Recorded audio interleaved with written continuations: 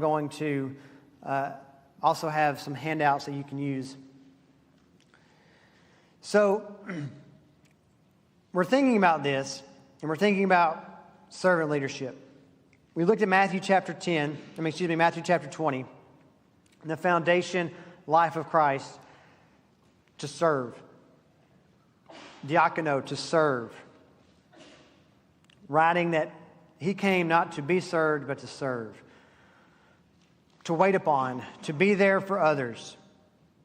So we go to Luke chapter 7, and the first thing that we think about is the cognitive approach. This first step is what? Well, the individual is in the constant thought process of being aware of others around them. There in Luke 7, verses 11 and following. I'll read this. Soon afterward, he went to a town called Nain. His disciples and a great crowd went with him.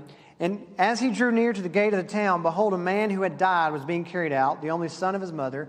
She was a widow, and a considerable crowd from the town was with her. And when the Lord saw her, he had compassion on her and said to her, "Do not weep." And he came and touched the briar, and the bearers stood still. He said, "Young man, I say to you, arise." The dead man sat up, began to speak. Jesus gave him to his mother. Fear seized them all, and they glorified God, saying, "A great prophet has arisen among us, and God has visited his people." And this report about him spread through the whole of Judea and all the surrounding area. So, cognitive. Here we see that Jesus as the true example in how he interacts when he has these encounters with other people. He raises the widow's son from the dead. He sees her. He sees her as he drew near to the gate of the town. He sees the son of his mother. She sees that she is a widow. He says there in verse 13, when the Lord saw her, he had compassion. It's truly about being aware of our surroundings. When we preach to people, when we talk and have Bible studies, when we do ministry, it's not about doing the ministry. It's about being ministerial. It's about being a minister who is actually in the moment recognizing that there is a need and I need to help them with their need. It's being cognitive of the situation, being aware of what is happening.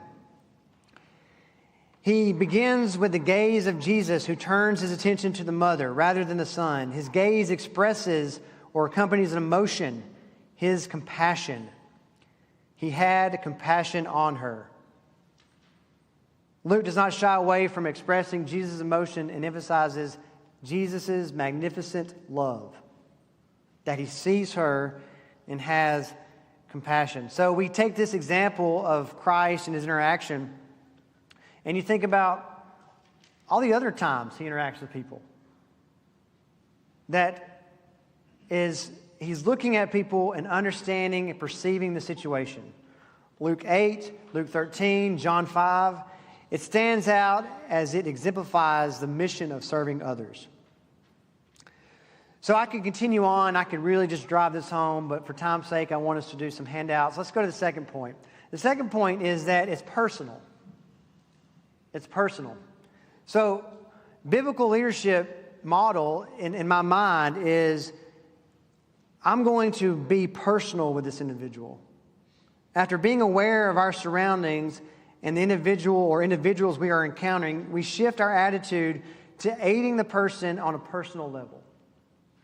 And I'm not saying we do this, I'm just saying this could be perceived. We don't just, of course, check the mark and say, well, I had a Bible study with someone, or I spoke with someone today, or I visited with someone, or I did this, I did that. I did my Christian duty. It goes beyond that. It's when we step into a room, it's he must increase and I must decrease. I'm here portraying and being the hands and feet of Jesus. That's what I need to do. So it's being personal.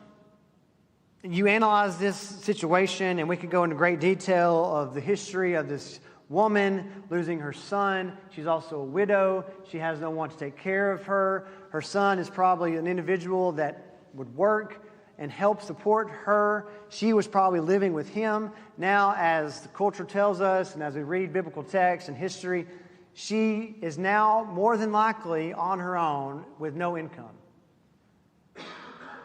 And you see what happens in the story. It's life meeting death at the gate. Jesus comes to the gate. Life, death is coming out of the gate. The burial, Jesus is meeting it head on, and he recognizes what's about to happen. It is about being personal. I love this idea, and you're welcome to study this on your own, that when we see the word compassion for the widow, it's this gut feeling. That's literally what it means, this gut feeling. When we see people who are hurting, does it cause us to have a gut feeling? When I hurt myself and hit my elbow or hit my knee or just get out of bed and I'm like, oh, my back, I got that bad feeling. When we see people who are hurting, does it give us this gut feeling of compassion? Why do you think commercials play that Sarah McLachlan song? Why do you think they play that music? They're trying to prick your heart because they want you to have that gut feeling. These animals need us. They need to be fed. I need to help them. When we see people, our initial reaction should be this gut feeling that Jesus has. So, thirdly, it's results. It's results. It's results. If you're following along and you've written this down, you've written CPR.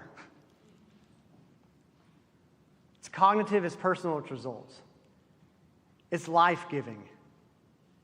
Because he recognizes the situation, he becomes personal, says, do not weep. And what's the third thing he does? He gives her the results that she seeks. Now, we cannot perform miracles. But if someone is in a need today and need of prayers, finances, needs a blanket, needs clothes, and we say to him as Jesus tells us, I pray for you, go in peace. We are not giving the results that they're seeking. So here, it's about the divine care of the individual, the true spiritual care of someone. He is genuinely acting out of compassion for the widow. He understands what happens with the culture. She doesn't have a son. She doesn't have a husband. She's living by herself more than likely. And now Jesus is trying to reach to her. And what is her most desired need in this situation? It is to give her son back. Only Jesus can do that. I understand that. But when we see people in need, are we giving them the results that they're seeking? Or are we saying, I'm so sorry, I'm here for you, go in peace?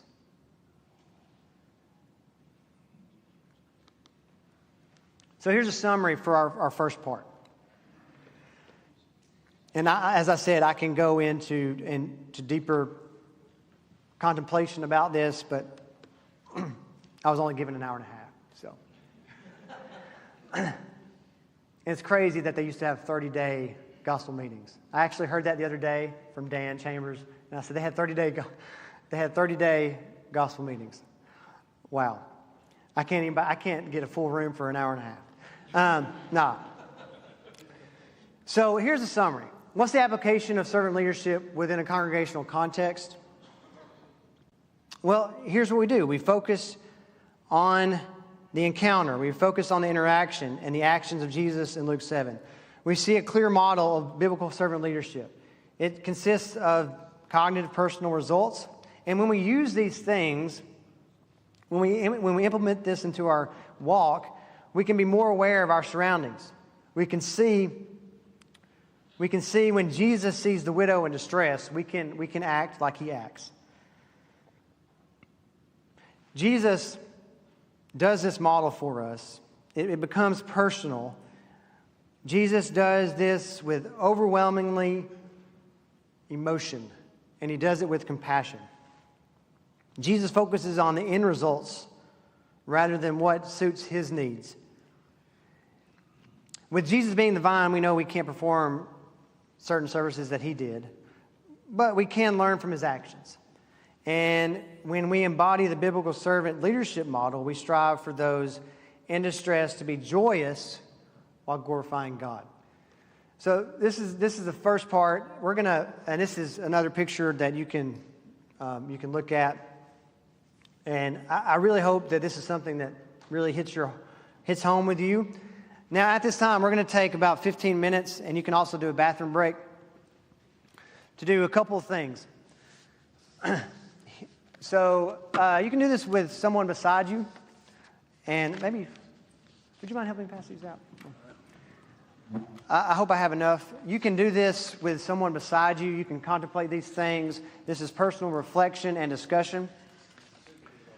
There is questions on one side that you might want to think about on a personal level that you don't have to talk about with someone